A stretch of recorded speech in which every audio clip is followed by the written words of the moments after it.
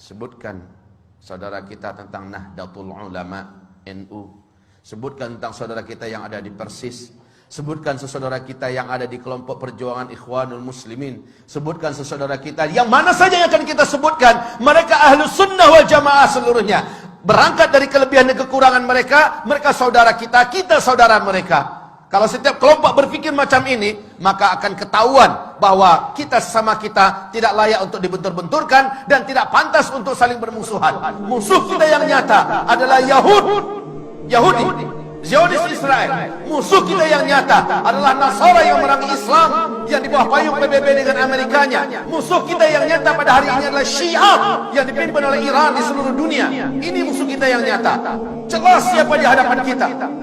Tetapi umat Islam dibentur-benturkan dengan isu-isu yang mereka yang buat, orang kafir itu buat, termasuk Syiah yang buat, semacam Wahabi dan segala macamnya. La haula wala quwata illa billah. Ibarat Allah, tentang masalah ini perlu saya beritahukan dan semoga saja nasihat ini bermanfaat untuk saya, saudara saya yang tercinta seluruh Ahlus Sunnah wal Jamaah dimanapun berada. Hari ini Arab Saudi diserang habis-habisan. Amerika juga bersatu dengan Iran. Iran berarti di belakangnya ada Rusia, ada Cina, ada India dan lain-lainnya. Ini adalah blok timur. Amerika sebagai energi terkuat yang ada di PBB menyatakan Iran adalah saudara kita. Sekarang di Iran, seluruh kota-kota yang ada di Iran hari ini ibarat Allah, semua tulisan-tulisan matilah Amerika di dinding-dinding di mana saja sudah mereka hapus. Yang digantikan dengan matilah Saudi, matilah Saudi, matilah Saudi. Lalu orang-orang muslimin di seluruh dunia termasuk di Indonesia berhasil dibakar dan disulut dengan isu Wahabi yang disematkan kepada Saudi. Disematkan kepada imam-imam yang memimpin di Masjidil Haram, di Masjid Nabawi. Disematkan istilah Wahabi ini kepada ulama-ulama yang bersumber dari Saudi. La haula wala quwata illa billah. Ketahuilah hamba-hamba Allah, ini fitnah. Sebab apa? Dengarkan hadis-hadis Rasulullah sallallahu alaihi wasallam berikut ini. Semoga kita tersadar betapa kita telah diadu domba oleh musuh-musuh Allah yang membawakan istilah-istilah yang tidak patut untuk dipercayai bersama. Saya yakin dan berbaik sangka bahwa seluruh yang hadir dalam Jumatan ini, di masjid ini, insya Allah Ta'ala bukan termasuk orang-orang yang mudah disulut dengan paham-paham seperti ini. Tetapi saya berharap melalui media yang ada, media sosial yang ada, dari dunia maya segala macamnya, di seluruh Indonesia bahkan menerobos ke seluruh dunia, sampailah hendaknya nasihat ini. Bahwa sesungguhnya isu-isu yang tidak pantas disematkan kepada Islam, khususnya Wahabi-Wahabi, dan menyerang Arab Saudi. Sekali lagi, saya termasuk orang yang benci dengan Arab Saudi. Dulu, kenapa? Loyalitas Arab Saudi pada Amerika. Loyalitas Arab Saudi kepada Zionis Israel. Loyalitas mereka. Tapi ketika Arab Saudi jatuh ke tangan orang yang saleh, insyaAllah, Allahu a'lam, di tangan Raja Salman, bagaimana dia mendeklarasikan kesatuan umat Islam di atas kepentingan Islam. Bagaimana dia bersumpah bahwa akan membebaskan Al-Quds. Bagaimana dia menyatakan baraknya terhadap segala macam kejahatan-kejahatan yang dilakukan oleh Timur dan Barat, terkhusus oleh PBB, dan tidak mau lagi diatur oleh PBB. Lihat bagaimana sekarang Islam benar-benar menjadi perhatian utama, dan sejak itu Amerika berpihak kepada Iran. Sejak itu Amerika bertekad untuk menghabisi Ahlus Sunnah wal Jamaah melalui lokomotif yang paling benci kepada Islam, yaitu Syiah. Maka kaum muslimin, perhatikan sekarang. Rasulullah bersabda sallallahu alaihi wasallam, "Inna ad-din la ya'rizu ila al-Hijazi kama ta'rizul hayyah ila juhriha." Sesungguhnya agama ini pada akhirnya nanti akan kembali berpusat dan berfokus kepada Hijaz, sebagaimana berpusatnya dan berkutatnya ular di dalam lubangnya. Hijaz itu adalah Makkah, Madinah, Taif. Ini yang Hijaz. Di zaman-zaman fitnah, Islam akan kembali berkutat atau berkonsentrasi di Hijaz. Dan ini sekarang difitnah sebagai Wahabi-Wahabi. Rasulullah sallallahu alaihi wasallam ceritakan oleh Abu Hurairah, semoga Allah ridha kepadanya. Rasulullah bersabda, "Innal Islam bada'a ghariban wa sayaudu ghariban kama bada'a." Islam mula-mula datang, dia adalah aneh, dikucilkan dan tidak diterima. Nanti ketika di akhir zaman Islam akan kembali dianggap aneh, dikucilkan dan kembali tidak diterima. Justru oleh umatnya sendiri. Wa huwa ya'rizu bainal masjidaini kama ta'rizul hayyatu fi juhriha.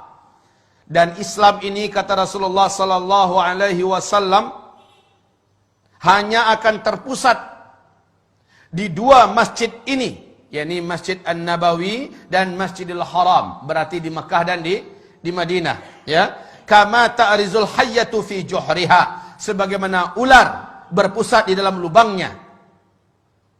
Hari ini sekali lagi, isu tentang Abdul Wahab bin Abdul Rahman Al-Afriqi di abad kedua dari kelompok komunitas Khawarij yang menganggap kelompoknya saja yang paling benar, di luarnya sesat seluruhnya, yang mengkafir-kafirkan orang, membidah-bidahkan orang pada abad kedua Hijriah, bukan Syekh Muhammad bin Abdul Wahab At-Tamimi yang ada di Hijaz, bukan. Ini jelas mujaddid.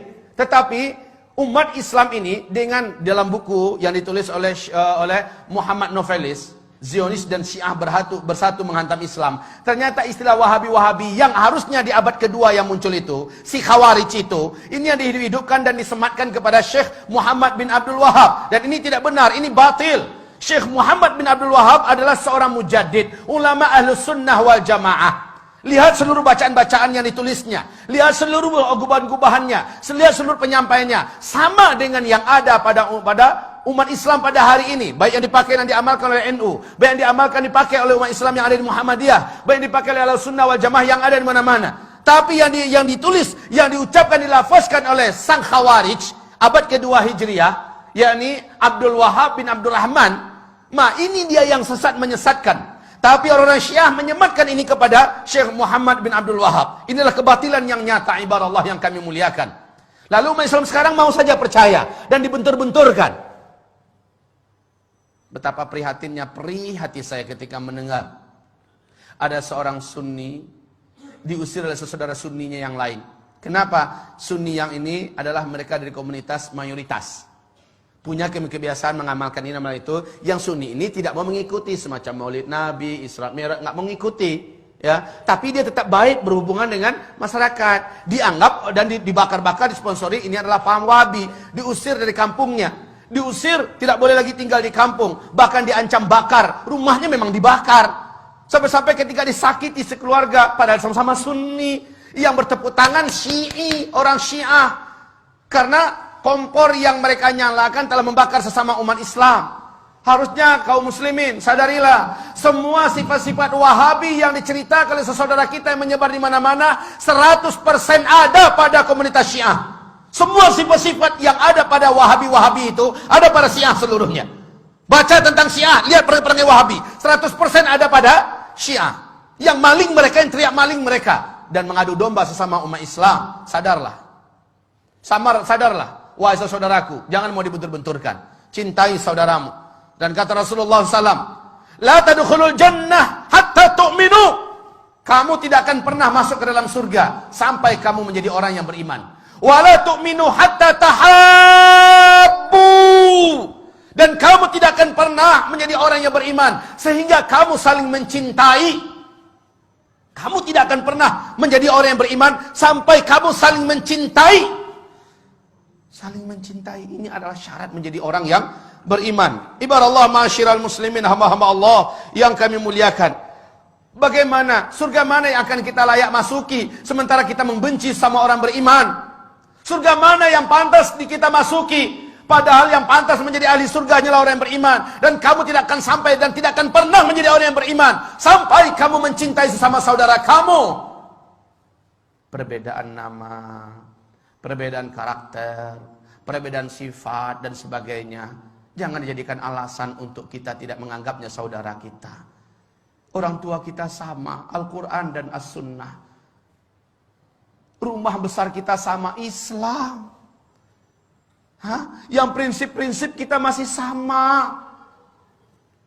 Hanya perbedaan-perbedaan ini jangan sampai kita mau dicabik-cabik. Ini yang menjadikan setan itu, walakin fit tahrishi bainahum, akan tetapi dengan memecah belah dan mengadu domba sesama mereka. Di sini pintunya yang didapat oleh setan ada pada umat ini. Semoga hamba Allah yang menyampaikan diampuni oleh Allah Subhanahu wa taala ketika hamba ini melakukan khilaf dan salah dan berkata-kata.